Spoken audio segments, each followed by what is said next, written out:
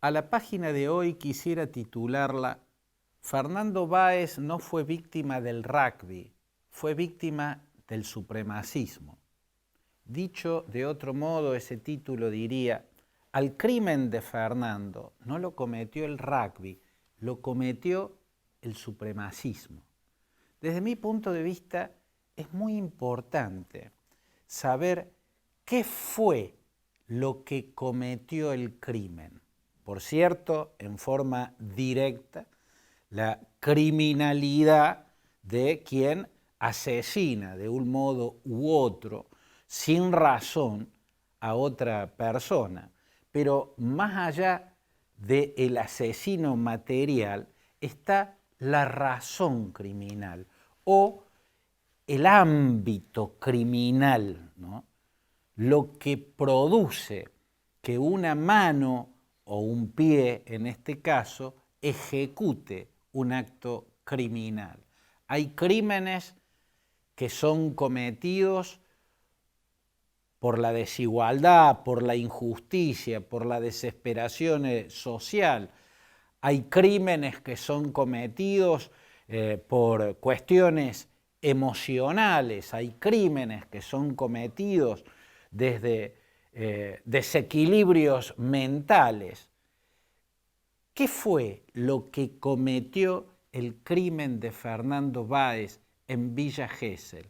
Daría la impresión, si nos guiamos por la forma con que nosotros, la prensa, hemos denominado a esa banda asesina que lo mató a patadas en el suelo, que fue el rugby el que cometió ese crimen. A esa banda de asesinos, en vez de llamársela como lo que es, una patota de cobardes, imbéciles y criminales. Cobardes porque atacaban entre varios, peleaban entre muchos contra uno. Imbéciles porque no tenían ninguna razón con sustancia para la violencia en la que entraban. Y criminales porque lo que cometieron fue un crimen, porque en otros muchos casos en que hicieron cosas parecidas no se les habrá muerto, pero la acción violenta que emprendían era una acción criminal. Pero no se los llama la banda de cobardes e imbéciles criminales, se los llama los rugbyers. De ese modo daría la impresión de que a Fernando Báez en Villa Gesell lo mató el rugby. Y la verdad creo que es muy, muy importante titular correctamente a esa autoría del crimen, a la supraautoría del crimen. Está el autor propiamente dicho, el ejecutor del crimen, y sobre él hay una supraautoría que tiene que ver, que puede tener que ver con cuestiones sociales, que puede tener que ver con odios raciales, que puede tener que ver con desequilibrios emocionales y con muchas otras cosas. ¿Cuál fue la razón, la suprarrazón que operó para que los pies ejecutores de estas bestias le pusieran fin, porque sí, a una vida?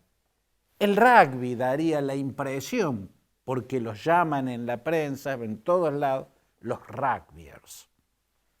Mi impresión es que, como es importante calificar bien a esa supraautoría de un acto de violencia, hay que repensar esa forma de titularla. Desde mi punto de vista, no fue el rugby, fue el supremacismo. Diría de una manera más concreta o más completa, fue el supremacismo y la imbecilidad. Primero hay que tener en cuenta que la Argentina no es un país con altos índices de homicidio, no es un país con altos índices de asesinatos, de muertes violentas. Sin embargo, es un país que está evidenciando una patología violenta que los distingue o lo hace visible entre varios otros, ¿no? Esta patología es lo que yo llamo la violencia imbécil. Acá estoy usando la palabra imbécil no como normalmente se usa, como un insulto, sino desde su significado profundo, su significación etimológica. La palabra imbécil viene de lo que no tiene sustento, de lo que no se apoya en ninguna razón válida. Imbécil significa sin bastón, porque la palabra viene de bacilo. El bacilo es un microorganismo que tiene forma de bastón, por eso los científicos, los químicos lo llamaron, y los biólogos lo llamaron bacilo, por su forma de bastón, ¿no? Bacilo viene de baculum, ¿no? Que en latín significa eso, bastón. Lo que no tiene baculum, lo que no tiene bastón, ¿no? Es algo que no tiene apoyo, ¿no? Que no se sustenta, que no se puede mantener en pie. Por eso la palabra imbécil, según su raíz etimológica, quiere decir eso, la sin razón, esa acción que no tiene ningún sustento. Aquí en la Argentina estamos viendo una violencia desenfrenada que es una violencia imbécil. En esa violencia aparecen estos rasgos, se patea la cabeza, ¿no? Van patadas a la cabeza. Quien tiene la mala suerte de caer primero en el piso va a ser linchado y va a recibir patadas en la cabeza. Esa monstruosidad se está multiplicando o lleva mucho tiempo ya multiplicándose en la Argentina. Los jóvenes son protagonistas de esa forma de violencia imbécil y brutal, donde el que cae es linchado, y es linchado con patadas a la cabeza, ¿no? Y no hay una razón, ni siquiera la ira de los que atraparon un ladrón o un criminal y lo lincharon, lo cual es despreciable, pero no es imbécil, hay una razón. Pero en todos los otros casos es violencia criminal imbécil, criminal aunque no se muera, ¿no? Criminal porque puede morir una persona a la que en el suelo lo están linchando con patadas a la cabeza. Bueno, los rugbyers, como los titulamos, y yo a esto le pongo comillas porque quisiera sacarle ese título, actuaron no desde lo que aprendieron jugando al rugby, desde mi punto de vista, sino desde el supremacismo. Quiero dejar en claro que tengo cierto sentimiento positivo hacia el rugby como deporte. De chico lo jugué de manera intermitente, nunca puedo llegar a considerarme que fui un rugbyer, lo jugué de manera intermitente por lesiones que tuve en partidos y por otros accidentes. Más bien el grueso del tiempo lo jugué más de manera informal que de liga, como fuese. A mí siempre me continuó gustando el rugby y desde hace muchos años es el único deporte que sigo, ¿no? La única selección que sigo es los Pumas, el único equipo al que sigo es Jaguares.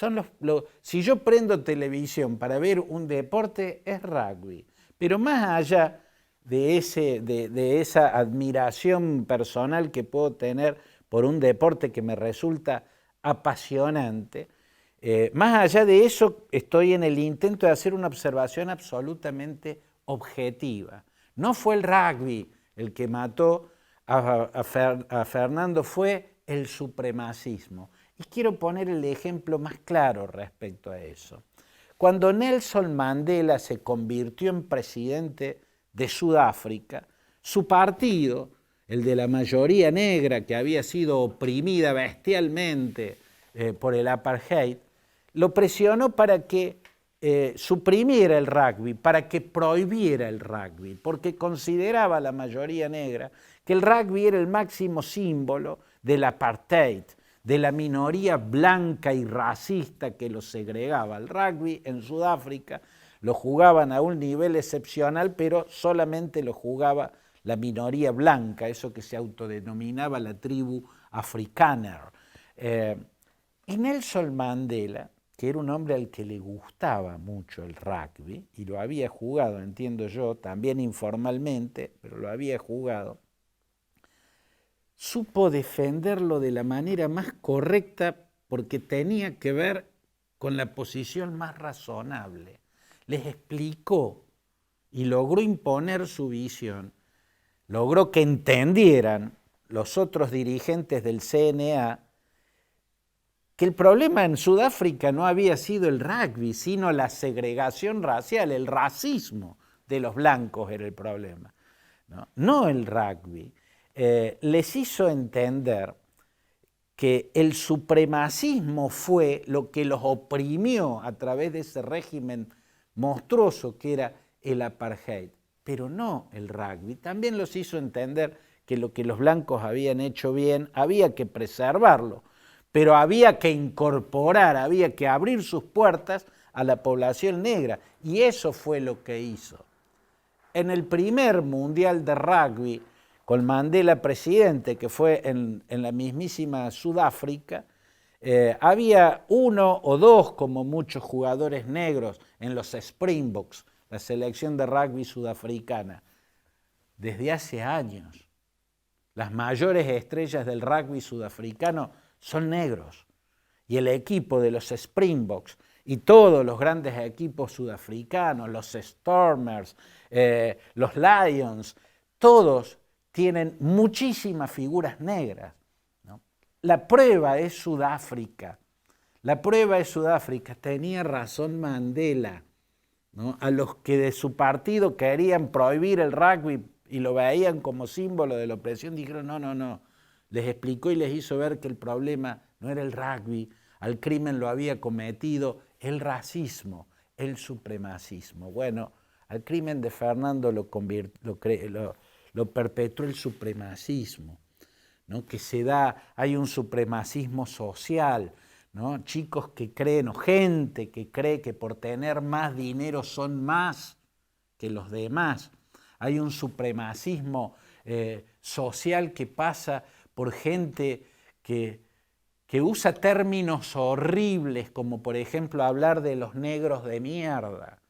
Hay mucha gente de la clase media para arriba que usa esa terminología espantosa, que no se da cuenta lo grave que es que sus hijos les escuchen decir términos monstruosos como negros de mierda, tipos que no se dan cuenta que cuando escuchan a sus hijos hablar de negros de mierda, tienen que hacerlos callar y les tienen que explicar que es una brutalidad lo que están diciendo. Hay supremacismos físicos, ya sea por la fuerza, por el tamaño, por la belleza, hay supremacismo económico, hay supremacismos de todo tipo, y ese es el problema. En todo caso, el rugby tendrá que hacerse cargo y preguntarse por qué tanta gente a partir de este caso la señaló como culpable.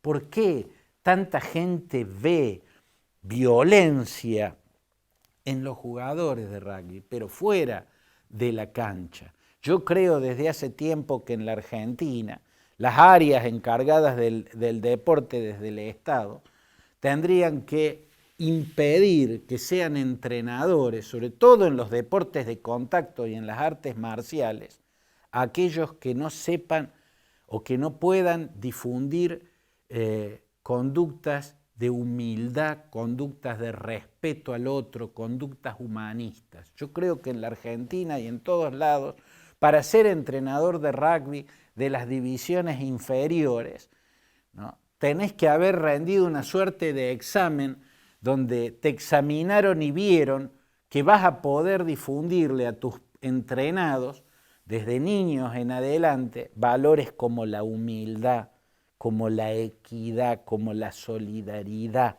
como el afecto, el socorro al otro. Valores antisupremacistas. A Fernando Báez no lo mató el rugby, lo mató el supremacismo.